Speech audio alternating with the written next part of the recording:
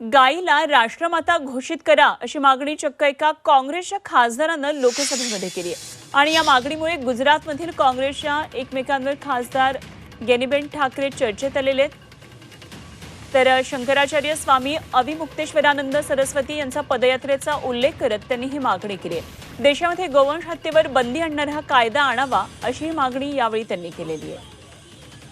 तर काँग्रेसचे एकमेव खासदार आहेत गेनिबेन ठाकरे आणि सध्या ते चर्चेत आलेत। स्वामी अविमुक्तेश्वरानंद सरस्वती यांच्या पदयात्रेचा उल्लेख करत त्यांनी मागणी केलेली आहे आणि गो हत्येवर बंदी करणारा कायदा करा असं त्यांनी म्हटलंय। गौ माताने राष्ट्रीय माताનો દરજ્જો આપવા માટે સરકાર પાસે માગણી કરી રહ્યા છે।